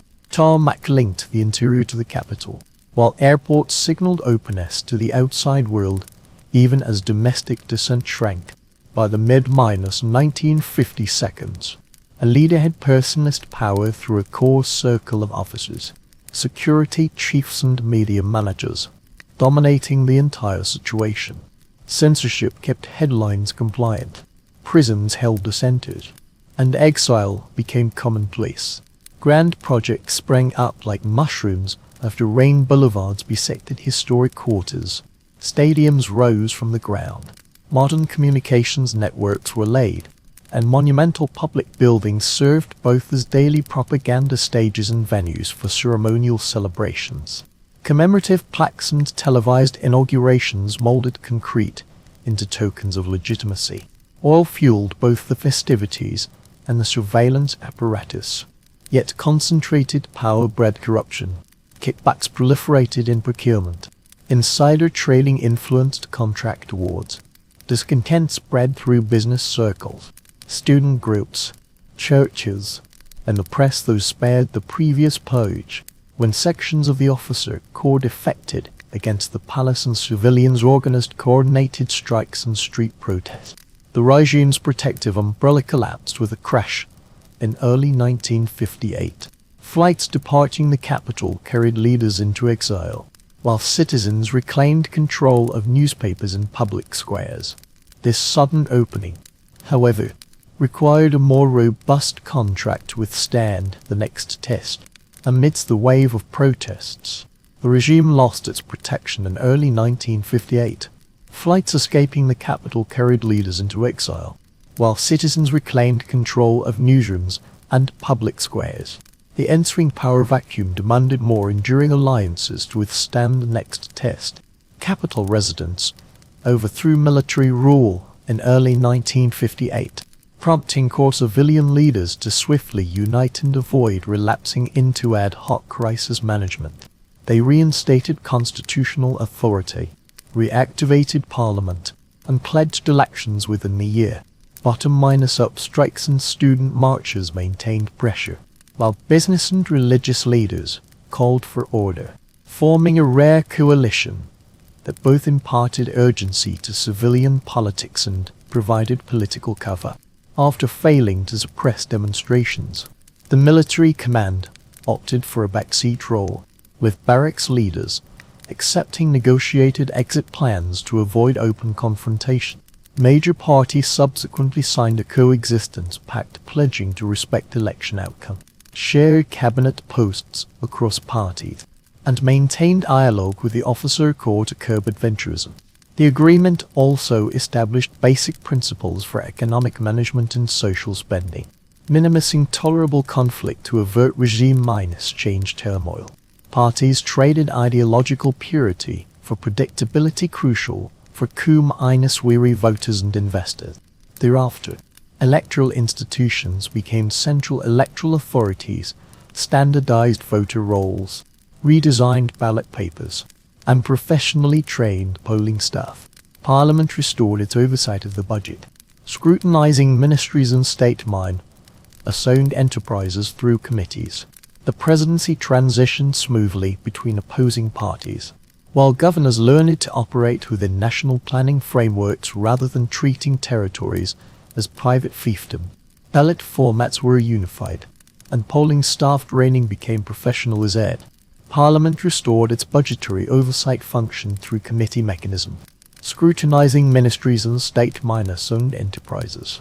The presidency rotated uninterrupted between opposing parties, while governors learned to operate within national planning frameworks rather than treating territories as private fiefdoms. When disputes arose, backdoor negotiations and legislative compromise replaced street ultimatum. The message from the top was clear. Establish rules first, then formulate policy. Civilian leaders rebuilt relations with the military, stabilizing defense budgets while securing officers' salaries and equipment. Officer training shifted to staff colleges, with military doctrine and regional commands now accountable to civilian ministers. Rotating commanders prevented regional strongholds from forming. Intelligence units refocused from partisan politics towards border control and anti-smuggling operations. Each reform diminished the military factions' incentive to challenge the system. Petroleum wealth propelled a new agenda. Increased royalties and taxation paved the way for roads, bridges, water systems, and power grids in rapidly expanding suburbs. Housing programs filled entire blocks with concrete flats, port upgrades to cranes, and warehousing accelerated imports and exports, and as rural households gained stable income, urbanization accelerated. Stable wages emerged in construction, transport, administration, and retail. The state funded construction through dedicated revenues rather than broad taxation, keeping everyday tax burdens low. Social policy advanced alongside infrastructure. Teacher recruitment surged. Teacher training colleges churned out graduates to swell primary school ranks. Universities expand with engineering, medical, and economics faculties. Clinics and hospitals opened, delivering vaccinations and maternal care. State-owned enterprises absorbed labor into stable wage systems, while fixed salaries issued by government or SOS reshaped household budgets and consumer markets, embedding the state deeply within daily life. Amidst neighboring regions, the nation presented a starkly different visage: ballot counting, cabinet treshfuls, and media engaging in free debate within legal frameworks. This reputation drew students, writers, and politicians from neighboring authoritarian regimes to establish study groups, launch publications, and create cultural centers. Their presence intensified domestic debates on development models, labor rights, and university reforms, with some entering academia or planning departments. Yet substantive decision-making remained concentrated at party negotiating tables. Small-scale movements struggled to gain traction. Independent trade unions were pressured into alignment with mainstream factions, and rural communities faced increasing hardship. Discussions on development models, labor rights, and university reforms saw some individuals enter academia or planning departments. Yet substantive decision-making power increasingly contracted around the party's negotiating table. Small movements struggled to gain traction. Independent trade unions faced pressure to align with mainstream factions, and rural communities found the ladder of opportunity still controlled by the capital. Oil revenues mitigated conflict, but mass dependence on volatile prices and ballooning public sector wage expenditure. The agreement brought calm, electoral succession, and visible growth, yet it also accumulated debt, ingrained political habits of high spending without taxation, and marginalist emerging groups outside the pact. When oil prices fluctuated and expectations exceeded budgets, contradictions erupted. The oil crisis of the early 1970s transformed the nation overnight into a revenue giant. Global oil prices soared, royalties surged, and the treasury swelled beyond anything seen in the preceding decade. Planners drafted budgets no longer considering fiscal sustainability. Prioritizing project commencement speed, agencies approved contracts at record pace, transforming long-dormant development plans into construction sites within months. The state governments simultaneously assumed the roles of banker, employer, and chief investor, setting the tone for the entire economy. Funds flowed into every facet of public life. Ministries expanded their staff. Municipal departments paved roads and extended water networks. Hospitals purchased equipment in bulk. Newly established scholarship programs sent students to engineering and medical schools, while housing agencies financed entire middle-class neighborhoods. The civil service attracted talent from private enterprise and rural areas with its stable salaries and pensions. Social welfare programs proliferated: school meals, transport subsidies, cooperative grants, each policy underwritten by dedicated budget allocations from all revenues. In 1976, the government assumed full control of oil production and exports through formal nationalization. A newly established state-owned company consolidated oil fields, pipelines and refineries, while the Treasury instituted a mechanism for direct profit transfers to the budget. This move asserted autonomy, centralizing technical decisions and revenues under public authority. The Investment Commission balanced refinery upgrades with exploration, while energy planners linked petroleum policy to industrial projects in steel, aluminum, and petrochemicals. Bolstered by ample funding, the public sector expanded in scale and ambition. New ministries for planning, environment, and urban development were established, alongside a surge in state-owned enterprises across transport, electricity, mining, and manufacturing. Development agencies spearheaded industrial parks and regional projects, from Caribbean coastal ports to dams powering distant cities. Each institution required officers, fleets, and personnel, reinforcing the public perception that the state need only direct decisions to steer growth. Easy access to capital reduced pressure to build a diversified production base. Shortfalls in machinery, food and consumer goods were filled by imports, with local industries relying on protected markets rather than export competitiveness. Agricultural labor migrated to better-paid urban jobs, while processing plants relied on foreign components. The economy tilted further towards crude oil exports and imports of nearly all other commodities, creating a comfortable equilibrium dependent on high oil prices. Construction reshapes daily life. Motorways shorten commutes between major cities. Airports modernize terminals. Metro projects advance under tight deadline. And new water treatment plants and power lines extend services to expanding suburbs. Public buildings adopted standardized designs to accelerate delivery. Yet long-term maintenance plans were often neglected. Many projects met immediate needs while deferring future costs to subsequent budgets. Procurement scale expanded far faster than regulatory capacity, with audit departments struggling to track cross-departmental contracts. Delays led to cost overruns. Rushed tendering fostered nepotism, and parallel agencies duplicated functions. Administrators learned to exploit funding turnover loopholes rather than pursue performance metrics, while some enterprises specialized in winning bids rather than efficient production.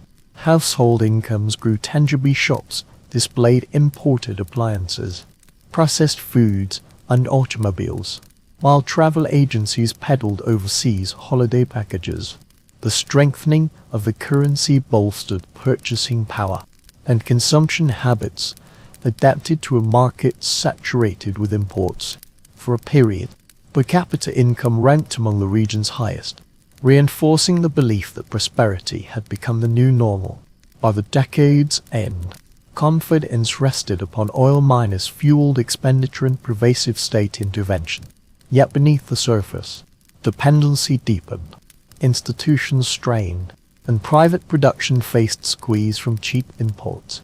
When prices fluctuated, the chasm between permanent commitments and volatile revenues became starkly apparent. The 1983 currency devaluation abruptly ended the prolonged era where oil revenues cushioned all budgetary decisions.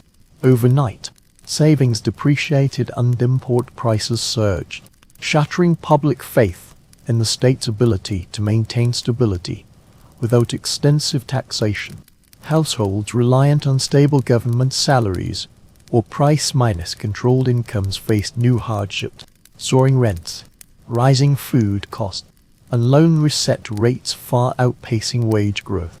Businesses deferred investment and reduced inventories. Banks tightened credit, and foreign exchange controls attempted to ration scarce dollars. Low oil prices exposed years of fiscal mismanagement, expansive spending on state-owned enterprises, lax credit, and external debt now squeezed by declining export revenues. With the balance of payments growing fragile, the government introduced a multiple exchange rate system to allocate dollars towards debt servicing, critical imports, and fuel. This tiered system distorts incentives. Licensed enterprises access cheap dollars while others face steep costs or halt production. The budget relies on short-term financing, with supplier arrears mounting. Exchange rates allocate dollars between debt servicing, essential imports, and fuel. This stratified mechanism warps incentives. Licensed firms enjoy cheap dollars, while others bear higher costs or cease operations.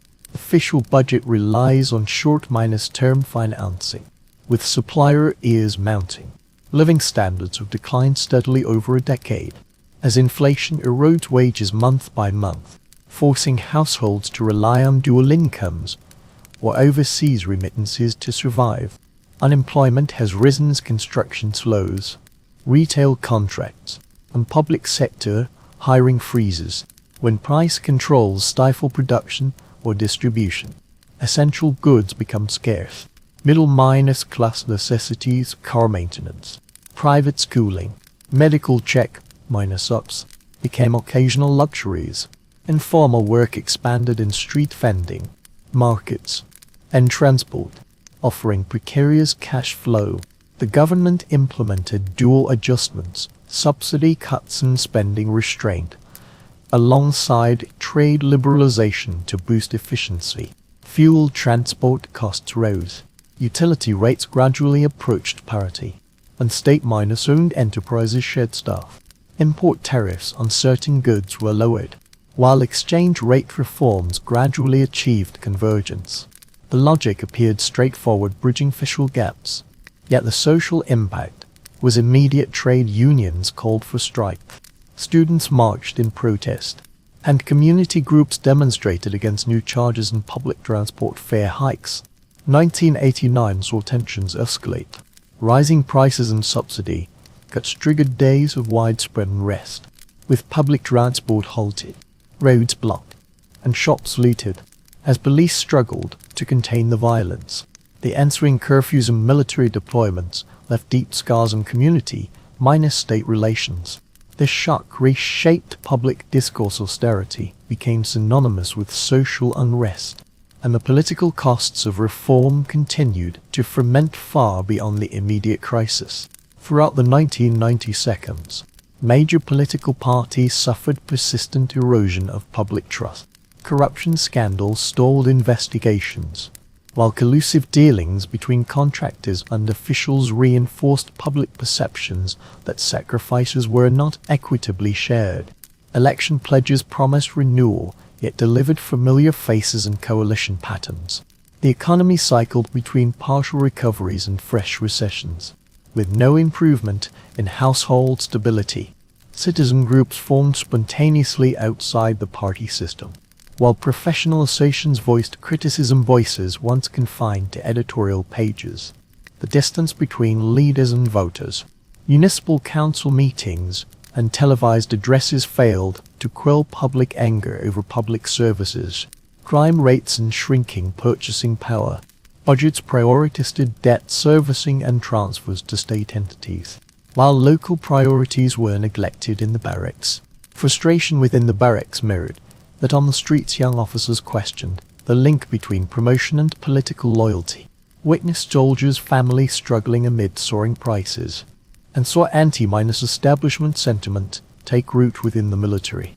Elections continued, but after several rounds, enthusiasm waned.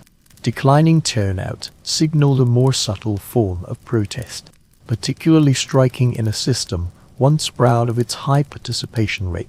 The cumulative shocks of the late 1990s currency volatility, shrinking wages, unfulfilled promises, and protests against increasingly heavy handed policing created space for external forces rejecting the contract era narrative.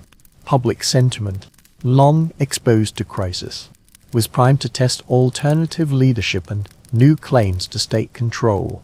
By late 1998, voters viewed traditional party labels as a liability. Years of wage erosion, contract scandals, currency conspiracies, and erratic policies had exhausted public patience.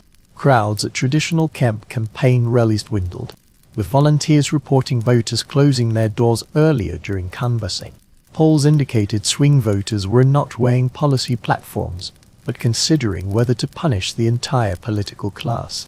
Voter turnout projections initially dipped before rebounding, yet traditional campaign buses drew dwindling crowds, with volunteers reporting voters closing doors earlier during canvassing. Polls indicated swing voters weighed not policy platforms, but whether to punish the entire political establishment. Turnout forecasts initially declined before recovering, though traditional campaign vehicles attracted increasingly sparse crowds, with volunteers noting voters shutting doors earlier during canvassing. Polls indicate swing voters are not weighing policy platforms, but considering whether to punish the entire political establishment. After an initial dip, turnout projections rebounded, yet traditional campaign vehicles drew dwindling crowds. Volunteers reported a sharp rise in rejection rates during door-to-door canvassing. Surveys suggest undecided voters are not evaluating policy content, but contemplating whether to punish the entire political establishment. Voter turnout projections initially declined before rebounding, as novel campaign tactics resonated with previously apathetic demographics. Hugo Chavez emerged with a compelling personal narrative and direct pledges. His prior imprisonment for leading a failed military uprising a decade earlier, once viewed as a political liability, now served as credentials in an era of electoral distrust. He declared that it was precisely these rules that had created the crisis, and thus the rules must be abolished. His message resonated in working-class neighborhoods, rural towns, and among public sector employees whose wages had been eroded. This experience, once deemed a political taboo, unexpectedly became political capital in an election cycle rife with suspicion. He declared, "The rules created the crisis, the rules must be abolished." His message resonated in working-class neighborhoods, rural towns, and among public sector employees whose wages had been hollowed out by inflation. He campaigned with a lean team, eschewing the costly machinery of established parties, devoting considerable time to television appearances. This campaign framed politics as a contest between a closed elite and the majority excluded from decision-making, maintaining a consistently simple and direct language, national dignity, clean government, and a new constitution. Event organizers scaled back large rallies, focusing instead on smaller gatherings where questions dominated the agenda. His media team accompanied him deep into markets and transport hubs, capturing impromptu conversations rather than scripted speeches. This style resonated with the public, preferring direct discourse over policy white papers. In a nation where civilian leadership repeatedly managed crises without delivering stability, his military background became an asset. Many voters viewed military uniforms as proof of discipline and executive capability. He argued the armed forces could support democratic transition by safeguarding order during deep reforms. This pledge reassured voters fearful of chaos, yet angered opponents who saw it as a militarized political path. His dual claims of outsider status and organizational strength set him apart from rivals promising change within the existing system. The 1998 elections validated this shift. He secured an overwhelming victory, with the electoral map revealing broad support across urban centers and impoverished regions.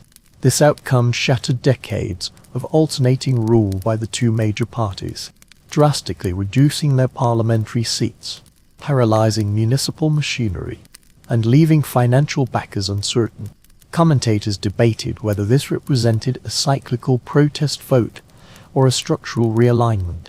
Regardless, the electorate had handed the initiative to this newcomer. Chavez swiftly mapped his next move, establishing a constituent assembly to rewrite the fundamental law. He argued that policy tweaks would ultimately fail unless the legal framework was first altered. The proposal outlined a path from a national referendum to constituent assembly elections and a new constitution, compelling the opposition to openly oppose the popular consultation through a clear sequence of steps. Working groups began drafting proposals to reshape governmental separation of powers, balance mechanisms among state branches, strengthen direct participatory mechanism, and reconfigure relations between central and local authorities.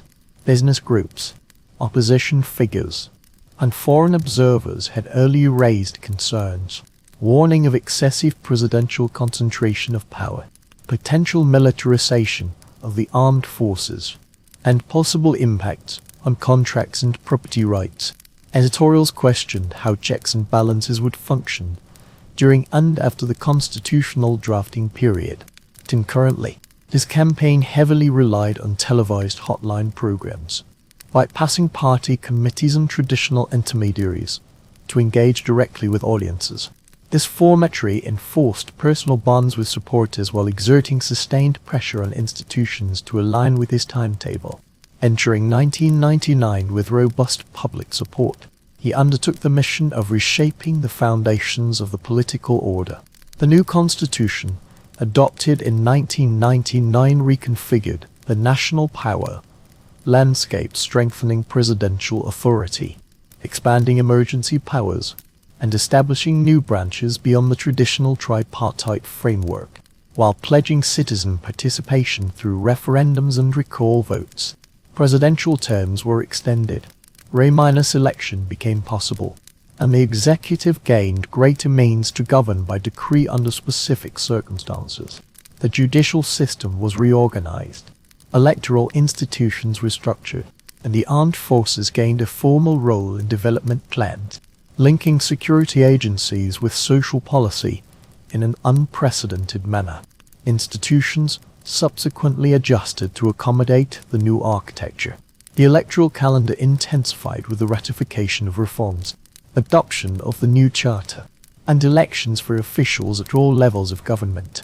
The party system transformed as a pro-government movement coalesced around the presidential leadership, drawing in activists from trade unions, community groups, and student organizations. Traditional parties, already weakened by the crises of the 1990s, continue to lose seats in legislative bodies and municipal councils. Power flowed through new channels that integrated state resources, social missions, and media platforms, organically linking security institutions, social policy, and media platforms to mobilise societal forces. Traditional parties, already weakened by the 1992 crisis, suffered further losses in legislative bodies and municipal councils. Power flowed channels, integrating state resources, social missions and media platforms to mobilize supporters. Petroleum revenues funded ambitious social programs, healthcare initiatives established community clinics and mobile medical teams. In underserved areas, education campaigns expanded adult literacy programs, added classrooms, and broadened technical training pathways. Food distribution networks provided subsidized staples and targeted cash transfers. These mission-driven institutions operated independently of the conventional ministerial system, ensuring efficient delivery yet complicating oversight. Service coverage has indeed improved, particularly in impoverished regions, yet this relies on persistently high oil prices and centralized administration. Political competition has intensified clashes between government officials and private media over license issuance, reporting scope, and editorial policies have escalated through fines, suspension, and counter-lawsuits. Business associations oppose regulatory reforms, currency controls, and labor regulations, arguing these policies deter investment. Mass demonstrations and counter-mobilizations have become routine in public life, with rhetoric hardening as both sides frame the contest as existential. Against this backdrop, the president has sought popular endorsement for key initiatives through repeated elections and referendum, while critics warn that tokenistic voting masks the shrinking independence of judicial and oversight bodies. The state tightened control over strategic sectors. Energy remained central, but utilities, cement, steel, telecommunications, and parts of the food supply chain were an national store subjected to heightened regulation. Nationalization and takeovers promised public interest, stewardship and worker participation, yet production frequently stalled due to procurement, maintenance, and management bottlenecks. Currency controls and import licensing sought to curb inflation and protect consumers, yet simultaneously created arbitrage opportunities, distorting incentives for domestic producers. Foreign policy realignment. The government actively seeks alliances with regional partners supporting state-led development and coordinates energy diplomacy. Relations with the United States have cooled, while ties with non-Western nations deepen through oil-backed financing agreements and technological exchanges. Regional initiatives promote cross-border infrastructure, cultural projects, and preferential fuel arrangements, aiming to build influence and solidarity beyond trade metrics. Despite anti-elite rhetoric, dependence on crude exports intensifies. High oil prices reinforce petroleum centrality. The non-oil sector struggles under foreign exchange controls and import dependency, rendering public finances more vulnerable to commodity cycles. Project expansions during price surges are followed by swift shortages and fiscal pressures during downturns. The intensified reliance on crude oil exports, bolstered by high prices, has cemented the petroleum sector's centrality. Non-minus oil sectors struggle under exchange controls and import dependency, rendering public finances more vulnerable to commodity cycle fluctuations. Project expansions during price surges are swiftly followed by shortages and fiscal pressures when prices decline. The president gradually became the focal point of political life, with the institutional framework adapting to administrative priorities. Mass participation, channeled through state-affiliated movements, replaced traditional party mediation mechanism, while public expectations centered on welfare delivered directly by the central government. This culminated in a consolidated system of authority where policy direction and identity were both aligned with the oil industry. Yet its foundation remained the market-based revenue base underpinning the system. National identity thus emerged, yet it rested upon an income base as volatile as the markets sustaining it. The passing of Hugo Chavez in 2013 brought an end to this single-figure leadership model, one that simultaneously mediated conflict, set priorities, and rallied supporters. Institutions, long accustomed to following his directives, immediately exposed governance gaps during the succession crisis. Nicolas Maduro assumed office following a contentious election, declaring continuity of policy, yet lacking the authority and communication style to maintain the coalition. Initial measures relied on symbolic rituals and loyalty tests within the ruling camp to contain internal divisions.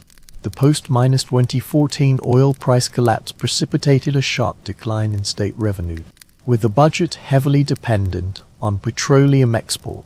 The drop in exports exposed the limited scope for sustaining imports, investment, and public services. Production continued to contract due to insufficient investment, management turnover, and sanctions-induced difficulties in financing and procuring components. The foreign exchange system collapsed under pressure, spawning a parallel exchange rate that rewarded the black market. The decline in oil export exposed the scarcity of resources for sustaining import, investment, and public services. Production also trended downward due to insufficient investment, management turnover, and sanctions-induced difficulties in financing and procuring components. The foreign exchange system collapsed under pressure, giving rise to a parallel exchange rate that rewarded insiders, forcing numerous enterprises to scale back operations or shut down. Economic disintegration reached a visible stage. Hyperinflation devoured wages. The national currency lost credibility. Electronic payment networks froze during periods of extreme volatility. Supermarkets implemented rationing. Pharmacies faced persistent shortages. Hospitals endured recurring power and water cuts, and utility disruptions spread from impoverished areas to middle-class neighborhoods.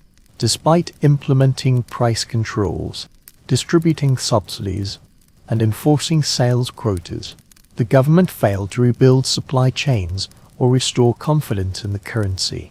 The deepening crisis hardened political rhetoric, with the president centralizing decision-making through emergency decrees and bypassing debate via loyal regulatory bodies. State media emphasized stability on national defense, while private outlets struggled to survive amid license threats, fines, and ownership changes. Mass street protests met with cordons, tear gas, and arrests, creating a cycle of demonstrations on repression where risks escalated continuously. Legal reforms broadened the definition of security offenses, with civil society reporting mounting operational obstacles. Opposition parties secured a legislative majority mid-decade, yet this victory failed to translate into shared governance. Courts invalidated key legislation, declared the legislature in contempt, and transferred powers. The protest cycle repeated amid escalating risks. Judicial reforms expanded security offense definitions, with civil society highlighting intensifying operational constraints. Opposition parties secured legislative majorities mid-decade.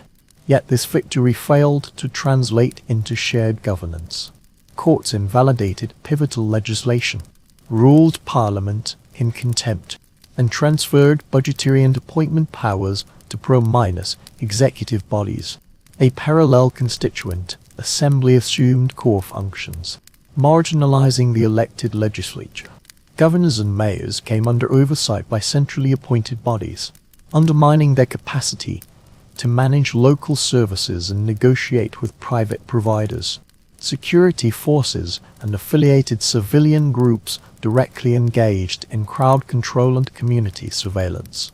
Arrest operations targeted activists, student leaders, and local organizers, with reports of excessive force and abuse surging.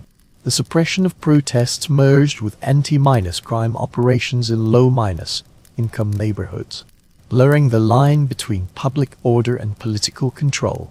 These dynamics stifled regular mobilization, pushing dissent into intermittent, localized actions. As conditions deteriorated, migration surged, with families selling assets to relocate to neighboring countries, leaving behind those reliant on remittances for survival. Border towns adapted overnight to manage new influxes, while local authorities coordinated domestic health protocols and documentation processing. Informal dollar issuance spread. Merchants priced goods in foreign currency, and wages became partially or fully dollarized, while facilitating some transactions. This exacerbated inequalities between hard currency holders and those paid in local currency. In the early 2022, the state addressed shortages by reducing certain obligations and effectively relaxing restrictions on market activities. Small-scale private imports, dollar-is-ed services, and localized arrangements sustained urban life, while core institutions operated with limited capacity. The political sphere remained polarized, with courts and oversight bodies aligning with the presidential office.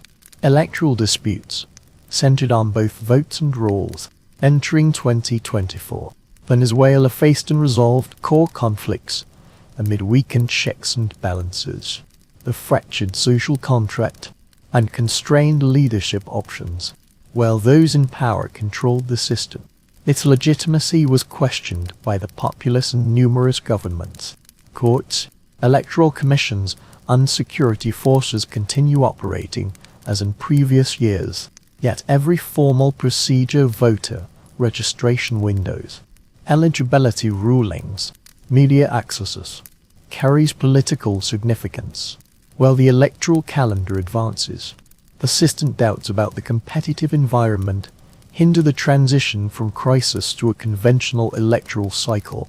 Contentious rules shape public expectations, opposition figures face bans, legal challenges, and administrative hurdles, leading to stringent candidate vetting campaigns, are tightly constrained by funding and assembly restrictions. Media outlets weigh reporting against licensing risks. Citizen monitors track violations, yet their reports rarely translate into corrective action. The result is a growing conviction that voting alone cannot reset the system unless the institutional framework changes. This perception has even dampened the enthusiasm of habitual voters. Mediation efforts restart in new forms only to encounter familiar obstacles. Talks convened by foreign mediators promised timetables, humanitarian initiative, and electoral safeguards. Documents detail signatures and deadlines. Yet implementation grinds to a halt whenever any party calculates that compliance costs more than delay. Progress on human rights measures in narrow domains is swiftly countered by officials declaring security priorities non-negotiable. Each round of negotiations paves the way for the next, while confidence in the sustainability of breakthroughs steadily diminishes. Sanctions policy evolves in tandem with political dynamics. Limited relief emerges when authorities signal potential elections, or prisoner releases. Restrictions tighten immediately when monitoring bodies report setbacks. Energy-related authorizations, humanitarian import financing channels, and individual sanctions lists dynamically adjusted to specific events. Businesses and banks treat the environment as a temporary state. Compliance departments remain vigilant and limit long-term risk exposure until rules stabilize. Geopolitics introduces new variables as the government strengthens ties with non-Western partners through credit line, security cooperation, and energy swaps. While tensions persist with the United States and some European nations, regional governments seek dialogue space between concerns over democratic standards and balancing engagement, yet do not recognize the status quo. These dynamics shape access to capital, technology, and diplomatic shelter, offering leadership options to buffer external pressures. The economy exhibits uneven stability. Dollar is ed transactions, private maintenance, and local agreements enhance reliability in some urban services retail corridors. Small-scale imports and basic manufacturing regain limited momentum. Concurrently, hard currency payments widen wage gaps between groups reliant on local remuneration. Schools and hospitals operate precariously amid shortages of personnel and supplies, while non-privileged areas endure persistent power and water cuts. Informal employment absorbs large numbers and able to secure stable work, with household budgets stretched thin by fluctuating incomes. Migration flows persist, with continued outflows at borders, while return migration remains sluggish due to weak public services and uncertain prospects. Neighboring countries are adapting for new residency categories, work permits, and healthcare schemes, measures designed to support long-term settlement rather than emergency transit, while remittances assist households with food, shelter, and medical expenses. They deepen the divide between families receiving for an income and those without. This fragmentation extends beyond opposing camps. Pro-government factions quarrel over resource allocation and strategy, while opposition groups remain divided on whether to prioritize negotiation, resistance, or participation. Healthcare expenditures have also widened disparities between households with migrant workers and those without. These divisions extend beyond opposing camps. Pro-government factions remain locked in disputes over resource allocation and strategy, while opposition groups are fractured over whether to prioritize negotiations, resistance, or protest participation. Leadership transitions, legal pressures, and exile have reshaped alliances, complicating the unified messaging and logistical support seen during the election campaign. Despite political isolation, the country has centered specific energy markets through intermediary and spot trading. These channels, which conceal origins yet guarantee delivery, bring in cash, components, and technical assistance, slightly enhancing bargaining power in negotiations and budget planning. The effects, while limited, are palpable, particularly evident when production or logistics stall due to input shortages. Against a backdrop of institutional rigidity, limited social adaptation, and patchy recovery, the path forward hinges on whether those in power and their opponents can agree on enforceable rules. With each missed window, the stakes rise, and deadlines are pushed back onto the next season's calendar. Venezuela's narrative spans from ancient civilizations to contemporary crises, its trajectory shaped by conquest, oil hegemony, and resistance movements, leaving behind a nation still seeking stability and direction. To trace this historical evolution and explore further in depth documentaries, subscribe to this channel and join us in witnessing the next chapter unfold.